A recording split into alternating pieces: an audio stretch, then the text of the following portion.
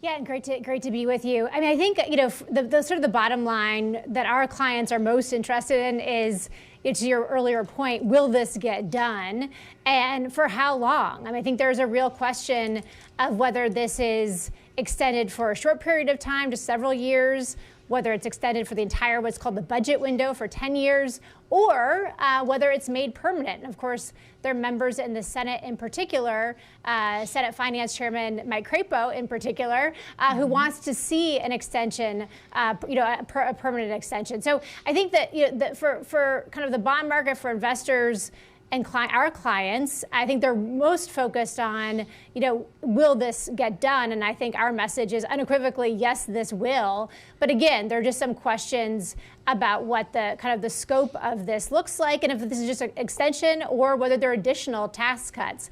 The other thing I will just say is, more clients are asking, as maybe some concerns of growth are starting to weigh on the market, is what the cuts would look like and how draconian are they, how front-loaded they are, and how significant could they be from a growth perspective. So kind of two sides of the coin, of course. It's great to see you back, Libby. Where's your optimism coming from? Because as you point out in your note to clients just yesterday, getting them ready for this moment, the ultimate reconciliation bill is basically instructions, the guardrails for the ultimate reconciliation bill. And we can't even agree on this. What makes you think the actual bill with the actual money inside can pass with a majority of one? Well, Joe, it is a good question. But my optimism, I think, comes from the place that there really is no, decision otherwise.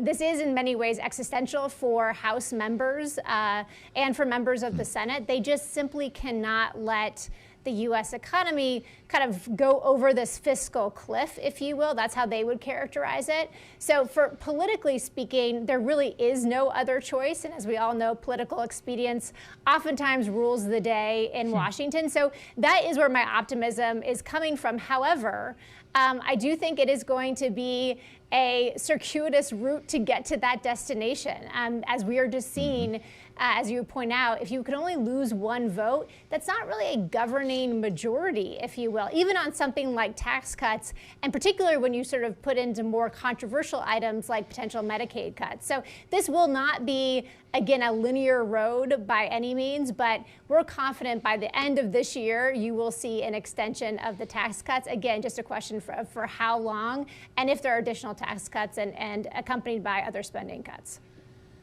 Are you as confident, Libby, that lawmakers can find a way to avert a shutdown just weeks from now, or is that something markets need to start bracing for?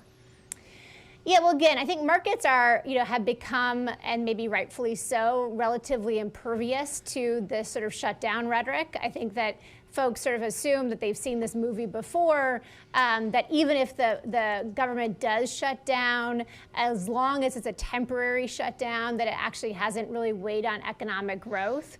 I think it's probably too early to put odds on whether there will be a shutdown. I do agree, though, with the previous reporter that the Democrats are really don't have really any appetite to play ball with Republicans right now. I think there's some real concerns that they're hearing from their constituents about the DOGE impact, and particularly around federal employee terminations and what have you. So I think they're going to want something in order to advance a government funding bill. And I think it's just the real question is whether Republicans are willing to give that to them. So I think, again, probably too early to say, and you never underestimate kind of the power of, again, political expedience. And I think that the political incentive here is to keep the government funded. But, again, open question of whether they'll play ball with each other. Well, that's a pretty difficult balancing act that you're describing there for Mike Johnson, and I suppose he's getting used to these. If he ostracizes Democrats here in the budget resolution, but needs to rely on them to pass a continuing resolution to keep the government funded, how does he do both? Yeah, I mean, I do not, I don't think any of us envy Speaker Johnson's position right now. Again, I mean, he has the smallest Republican majority in the history of the Republican Party. So he is really trying to navigate a very difficult, road right now. And I think that, Jim, as you know, I think that that the reconciliation package is going to be a partisan package. So I think that Democrats were expected to be alienated. I don't think they were expected to be included in this process. But again, I think that there is going to be some sort of demand for concessions from Republicans going into this government funding fight. And I think it's a question of whether Speaker Johnson feels like he can give that to Democrats. And again, I think that's really an open question. He has a very full plate, though. I think that's the upshot. And then, of course, we haven't even talked about the debt ceiling. And even though the debt ceiling increase is included in this reconciliation, this budget package, I think it remains to be seen whether that's addressed as well. So this is going to be a very busy few months for the speaker. And again, I don't think any of sort of unenviable position, by and large. Well, the president's been busy too, Libby, and in our final moments here, he told our colleague Jordan Fabian at the White House yesterday that he is intending to move forward with 25% tariffs on Canadian and Mexican goods a week from today. Do you call that bluff? Well, I don't think, we're not in a position to call the president's bluff or not. I will say, though, Kayleigh, that what we're hearing from our clients is both domestically and abroad is a lot of concern just about just tariffs writ large, of course, but particularly on these potential 25% tariffs on Canada and Mexico. As we all know, the three economies are incredibly enmeshed.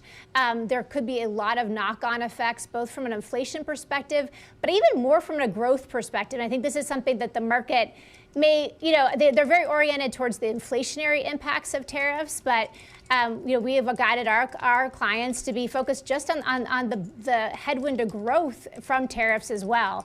And particularly if you put 25% on Canada and Mexico, again, just given how entrenched those economies are. So a lot of concerns. So not calling his bluff or not, but we have to take his threat seriously. He is, of course, the president of the United States.